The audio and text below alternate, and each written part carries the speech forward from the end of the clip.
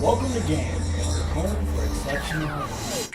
I am the Game Master, and in today's video, we're going to look at the best PS1 games of all time.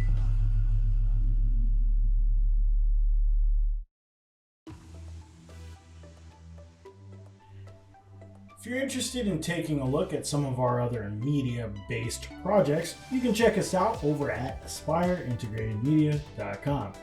Now back to our list. The original PlayStation, released in Japan on December 3rd, 1994, was the first of the PlayStation series of consoles. This was Sony's first entrance into the gaming industry after a failed attempt at a partnership with Nintendo to create a new console. However, out of this failure, the PlayStation 1 was born. Personally, I love the PS1. It was the first system I owned and was filled to the top with amazing gems. The PlayStation was Sony's response to the giant that was Nintendo, who at the time seemed all but unbeatable. So, with Crash Bandicoot in hand, PlayStation launched the mighty PS1. Today we're going to take a look at the cream of the crop of PlayStation's first console.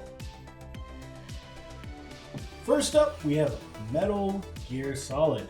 And Metal Gear Solid is a stealth game that was developed by Konami and released for the PlayStation in 1998. Players control Solid Snake, who's a soldier who infiltrates a nuclear weapons facility to neutralize the terrorist threat from Foxhound, which is a renegade special forces unit. Throughout the course of the game, you'll sneak around liberating hostages and stopping the terrorist plot against the world. Hideo Kojima cemented his legacy by creating an almost timeless masterpiece. Between its intricate level design, memorable boss fights, and cutscenes out of this world, Metal Gear Solid is a must-play. Next up, we have Spyro the Dragon. Spyro was released in North America in September of '98 and in Europe in October of '98 for the PlayStation. It's a platforming game that plays the player as Spyro, a small purple dragon set with the task of freeing his fellow dragons from crystal prisons, which are scattered around the world. Each level is accessed through portals which provide teleportation from a main world. Spyro has recently been remastered for modern consoles and can be bought in a bundle for your own convenience. Next we have Bushido Blade. Bushido Blade is a lesser known but fantastic game for the PlayStation. Upon its release, the realistic fighting engine in Bushido Blade was seen as innovative, especially with the game's unique body damage system. The gameplay in Bushido Blade revolves around one-on-one third-person battles between two opponents. Unlike most fighting games, however, no time limit or health gauge is present during combat. Most hits will cause instant death in direct opposition to most traditional fighting games, which require many hits to deplete an opponent's health gauge. It's also possible to wound an opponent without killing them. With the game's body damage system, opponents are able to physically disable each other in increments with hits from an equipped weapon, slowing their attacking and running speed or crippling their legs, forcing them to crawl. This game is a precursor to modern titles such as For Honor and Ghost of Tsushima. Pro Skater is next, and if you didn't know already, skating was one of the most popular sports for 90s kids, resulting in many broken bones and scraped knees for girls and boys everywhere, at the frustration of many parents. Skating took the world by storm, and at the top of professional skaters is Tony Hawk, who first rose to fame doing his, at the time, near impossible 900. He then partnered with Activision to release Pro Skater.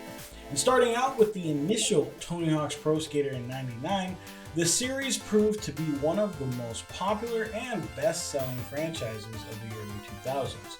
From its now iconic soundtrack to its arcade-based skateboarding fun, this game is a nostalgic giant. Recently remastered for modern consoles in 2020, it can be enjoyed by all. Marvel games before the MCU were quite the, Marvel. Yeah, I did it. At times, you would find rushed interpretations of our favorite heroes in some pretty bad games. But every once in a while, a game like Spider-Man would stand out. Spider-Man was fun, engaging, and filled to the brim with callbacks to our favorite comic storylines. To be able to swing over rooftops for the first time was an experience like none other. The game's story follows Spider-Man as he attempts to clear his name after being framed by a doppelganger and becoming a wanted criminal, while also having to foil a symbiote invasion orchestrated by Dr. Octopus and Carnage. The game features narration from co-creator Stan Lee and stands to reason why this was considered the best Spider-Man game before the movie-based Spider-Man 2 was released. Medal of Honor Underground is next, and Medal of Honor Underground is a special game as it showcases shooters as they used to be. It's a first-person shooter game, the second in the Medal of Honor video game series. It was initially released for PlayStation in 2000. The gameplay is much like its predecessor, requiring the player to complete objectives by acquiring items, interacting with objects, and destroying specified targets, as well as the use of 4 different weapons and disguise themselves against enemies. As well as new types of weapons, the new mechanics in the game are fighting against tanks and half-tracks in 3 out of 8 missions and fighting alongside friendly allies. Medal of Honor also includes a bonus level which many players love, where you get to fight against zombies, monsters, and other creatures, paving the way for similar modes to exist in modern games like Call of Duty Zombies. Medal of Honor is an excellent game deserving of a modern remaster. We have Resident Evil. And the first Resident Evil was created and released for PlayStation in '96. It's credited for defining the survival horror genre and returning zombies to popular culture. It's gone on now to spawn 8 mainline sequels and a number of side games. It's also had a relatively successful movie adaptation, anime, and a TV show which is currently airing. The first game consisted of tight corridors and tank controls, which forces players to stop and shoot or stab their enemies.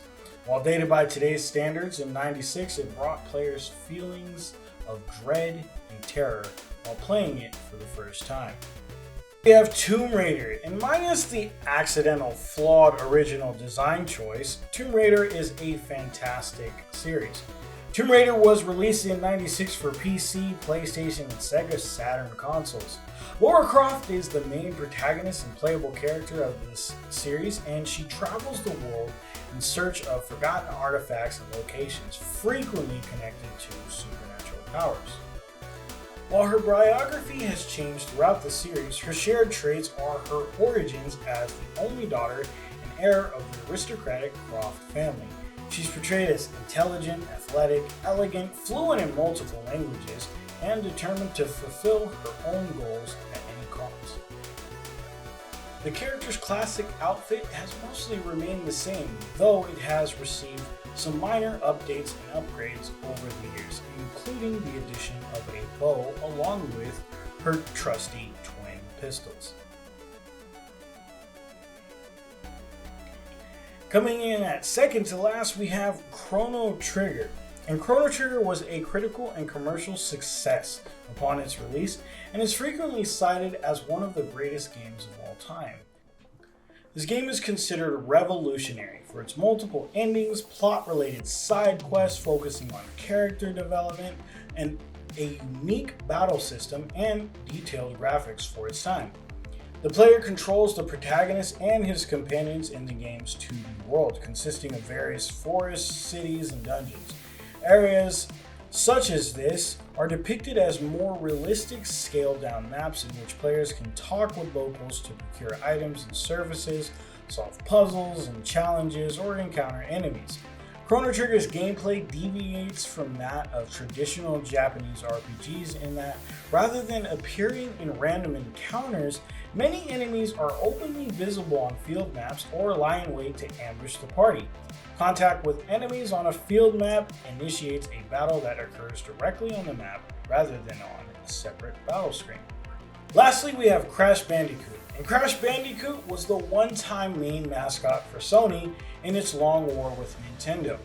Crash was designed with the aesthetics of the 90s in mind. He was cool, laid back, and fun.